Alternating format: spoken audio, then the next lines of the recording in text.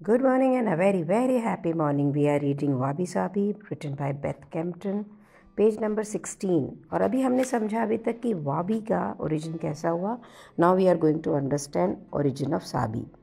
साबी शब्द का अगर हम डिक्शनरी में मीनिंग देखते हैं तो इसका मीनिंग है पटीना। जैसे एक पुराना लुक होता है ना, पटीना एक जो हरे से रंग का काई का जो रंग होता है उस तरह से। Antique look, elegant, simplicity. अगर और इसको ट्रांसलेट करने की कोशिश करें तो ट्रैंक्वालिटी यानी शांति।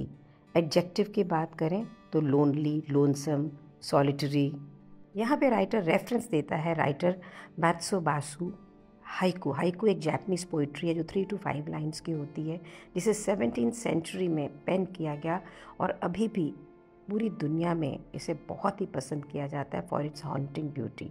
और एक वर्ब है साबिरु, का मतलब है rust, decay, show sign of age, जो कि फ्लेवर को एक और लेयर दे रहा है। लिटरेचर के रेफरेंस से राइटर साहबी के स्वभाव करेक्टरिस्टिक को समझाने की कोशिश कर रहा है। कहता है कि साहबी हैज़ कम टू कम्युनिकेट एक डीप ट्रैंक्विल ब्यूटी जो कि समय के यात्रा में जो पैसेज ऑफ टाइम है वहाँ से अमर्ज करती है। हम इसे रिकग्नाइज करते हैं कि पटीना ऑफ एज, जो ये पुराने होते होते एक अलग रंग चढ़ता है, weathering, tarnishing, sign of antiquity. यह भी एक ऐसी कंडीशन है जो समय से क्रिएट होती है। ह्यूमन है मतलब इंसान के हाथ में नहीं है इसको क्रिएट करना। साहबी को समझने के लिए आप ये समझ लो, आप इंटरेस्टेड हो कि जिस प्रकार से चीज़ें, मनुष्य कोई भी एज करता है, पुराना होता चला जाता है, उसमें जो रिफाइंड एलिगेंस आती है, उस प्रोसेस की जो खूबसूरती है, जब चीज़ें डिके हो रही होती हैं, जब शाइन डल हो रही होती है, जब उसके में वियर एंड टियर वॉर्न के जो ग्रेन्स हैं वो होते हैं just like a beautiful well loved farm house table. फिर से एक क्लासिक जो राइटर की बुक है द प्रेज ऑफ शेडो, उसमें लिखा गया है कि जापानीज़ लोग किस प्रकार से साहबी में ब्यूटी पाते हैं। ऐसा नहीं है कि हम किसी जो चीज़ें बहुत शाइन करती हैं उसको हम डिसलाइक करते हैं, लेकिन हम प्रीफर करते हैं उन चीज़ों को जो समय के साथ में, जिसमें थोड़ा ग्राइम सूट, जो थोड़ा पुरातन हो चुका है, जो थोड़ा वेदर कर चुका है, हम उसके कलर्स को लव करते हैं, उस शीन को प्यार करते हैं। समय के साथ ऐसे होता चला जा रहा है। अगर आप इसको मन से सुनेंगे तो आप समझेंगे कि साहबी कंसर्न्ड है कि किस प्रकार पैसेज ऑफ टाइम से ऑब्जेक्ट्स का जो फिज़िकल फॉर्म होता है वो अलग ढंग से मैनिफेस्ट होता है, प्रत्यक्ष होता है, प्रकट होता है, and it has a deeper meaning. और उस सरफेस के नीचे एक्चुअली हम देख पाते हैं कौन है।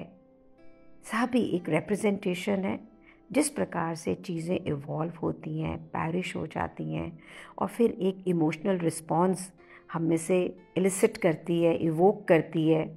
और बहुत बार इसमें सैडनेस होता है जब हम देखते हैं ज़िंदगी की ये इम्परमानेंस, इवेंसेंस। साहबी की खूबसूरती हमें रिमाइंड करती है हमारा कनेक्शन हमारे पास्ट से, और ये एक नेचुरल है ज़िंदगी के साइकिल के अंदर। और ये बिल्कुल समझ लें कि ये हमें आभास दिलाती है चीज़ों की मोडालिटी का। राइटर कहता है कि अगर आपके दिल में वह भी है ना, सिंप्लिसिटी, यहाँ पे आप ह्यूमिलिटी, सिंप्लिसिटी, फ्रुगैलिटी, ट्रैंक्वालिटी, कंटेंटमेंट को अगर अप्रिशिएट करते हैं तो आप साहबी को बहुत ही ब्यूटीफुली समझ पाएंगे। और ये दोनों चीज़ें जनरेशन से हैंड इन हैंड चल रही है। सेंचुरीज से इनकी जो टीचिंग्स का सार है वो हमारे सामने है। इन इकट्ठा वहबी इंसाबी का जो टर्म है ना, ये विद इन 100 ईयर्स के अंदर आया है। और वहीं से हम समझ पा रहे हैं कि जो जापानीज़ लोगों की साइकोलॉजी के नीचे क्या है, and this is a result because we want to understand why they are so simple, why they are so calm, and why they are so efficient also.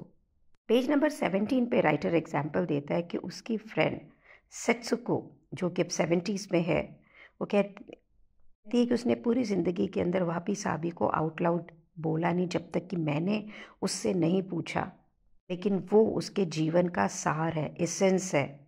उसे पता है कि वो इसको क्या मीन करता है। तो जापानीज़ लोगों की जो चेतनता में गहराई से उनके हार्ट में वाबी साबी रहती है। वाबी साबी एक फीलिंग है, ये इनटेंजिबल है, इसे आप छू नहीं सकते, आप इसे महसूस कर सकते हैं। And it goes beyond the beauty of any object और एनवायरनमेंट। ये एक रिस्पॉन्स है जो आप ऑब्जेक्ट या एनवायरनमेंट की खूबसूरती को देख के प्रोफाउंड ब्यूटी को महसूस करते हैं। That is what वाबी Sabi is. और हर व्यक्ति की ये इंडिविजुअल है, it is not the same, because हम सब दुनिया को एक अलग ढंग से एक्सपीरियंस करते हैं। राइटर यहाँ पे मेंशन कर रहा है ऑथेंटिक ब्यूटी मीन्स सच्ची, उसका सार, अ काइंड ऑफ अनप्रिटेंशियस, जिसके अंदर कोई दिखावा, कोई आडंबर नहीं है। इम्परफेक्ट, हम ऐसी किसी खूबसूरती के पास में आते हैं और ये हमारे मन के अंदर एक इमोशनल रिस्पॉन्स क्रिएट करता है। That is when we feel wabi sabi, इस फीलिंग जो कि नेचुरल ब्यूटी से हम प्रभावित होकर आते हैं, विच इज़ ऑस्ट्री एंड अडॉर्न। अनअडॉर्न का मतलब जिसको किसी भी चीज़ से सजाया नहीं गया, ये बिल्कुल नेचुरल है।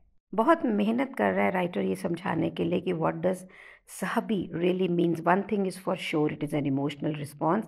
पेज नंबर 18 के ऊपर the portrait of the artist as a young man Joyce wrote का रेफरेंस देते राइटर कहती है कि वो साहबी के काफ़ी क्लोज है। यहाँ पे उसको एक्सप्लेन करते हैं एक इंस्टेंट, एक पल जो एकदम सुप्रीम क्वालिटी का है, जहाँ पे खूबसूरती बिल्कुल क्लियर है। तो दिमाग में ल्यूमिनसली यूज़ किया गया है वर्ड यहाँ पर। का जो माइंड है उस समय उसे एक्सपीरियंस कर पा रहा है। It is arrested by the wholeness and fascinated by the harmony of luminous silent status of aesthetic pleasure, a spiritual state very like to that cardiac condition which the Italian psychologist Ludwig Galvani called the enchantment of the heart. So enchantment of the heart, यहाँ पे आपका मन, आपका दिल बिल्कुल grasp है, you are, जैसे सम्मोहित जिसको बोलते हैं, वो पल को लग रहा होगा क्या गार्बल्ड कर रही हूँ, मेरे लिए पढ़कर भी इसको समझाना मुश्किल है। जो मुझे समझ में आ रहा है दिमाग से नहीं, दिल से, एक ऐसा पल जिसके अंदर हम चमकती चीज़ों के नएपन, उनकी मटीरियलिस्टिक चीज़ों को ना देख के, जहाँ पर हम एक खूबसूरती से अंदर गहराई से उसे महसूस कर सकें, जो प्योर है, इसमें कोई भी आर्टिफिशियल बना नहीं है, वो पल साहबी है। तो लाइफ लेसन्स जो हम सीख रहे हैं वाबी साहबी से, नंबर 1 खूबसूरती जो हमें रिमाइंड कराती है कि जो लाइफ का सच्चा स्वभाव है वो है ही ट्रांजिएंट, नथिंग इज़ परमानेंट। और ये एक बुद्धिस्ट मार्क के साथ में है, कहता है no individual self, a oneness with all things. जो ये किताब हम पढ़ रहे हैं उसके साथ में जो हम एक्सप्लोर करने जा रहे हैं वो एक फॉलोइंग आइडियाज़ के ऊपर आधारित है एंड रूटेड है। दुनिया में जहाँ आप और मैं जी रहे हैं, जब हम इसको दिल से समझते हैं, सीखते हैं, एक्सपीरियंस करते हैं, तो ये बहुत ही फ़र्क है। जितनी भी चीज़ें हैं इंक्लूडिंग लाइफ, ये इम्परमानेंट है, अनित्य है, इनकम्प्लीट है, इम्परफेक्ट है, कुछ भी पूर्ण नहीं है, कुछ भी परफेक्ट नहीं है। इसलिए परफेक्शन इम्पॉसिबल है और इम्परफेक्ट ही एक नेचुरल स्टेट है, इंक्लूडिंग हम खुद।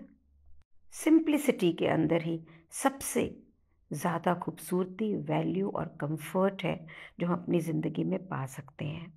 पेज नंबर 19 पे राइटर कहता है वाबी साबी कोई पेनेशिया यानी कोई दवाई, कोई रामबाण, कोई तरीका नहीं है कुछ पाने का। ये एक रिमाइंडर है कि ज़िंदगी में जब स्थिरता होती है, जब सिंप्लिसिटी होती है, जब ये एक ऐसी खूबसूरती हमें दिखाती है कि वो उस पर्टिकुलर पल जिसमें स्थिरता है, सिंप्लिसिटी है, ब्यूटी है, वो किसी भी मिडल ऑफ एनीथिंग यानी ज़िंदगी में कुछ भी चल रहा है तो भी आप उसे एक्सपीरियंस कर सकते हैं। ये बहुत बड़ा लेसन है हमारे लिए।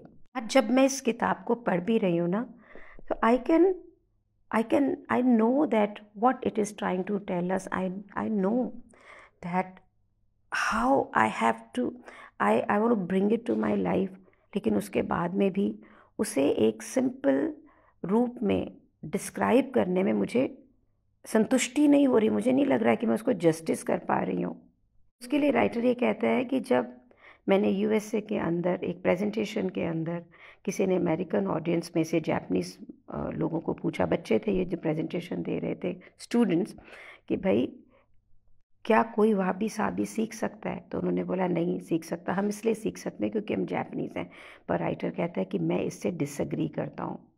हम वाबी साबी सीख सकते हैं क्योंकि ये एक गहराई से इंसानी रिस्पॉन्स है जो कि हम सब में कैपेसिटी है टू एक्सपीरियंस। सिर्फ हमें अपने आप को उसे अट्यून करना है।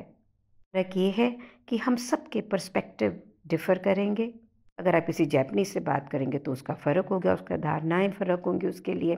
मेरी जो मैं कि अमेरिकन अपब्रिंगिंग से रही हूँ मेरी फ़र्क होगी।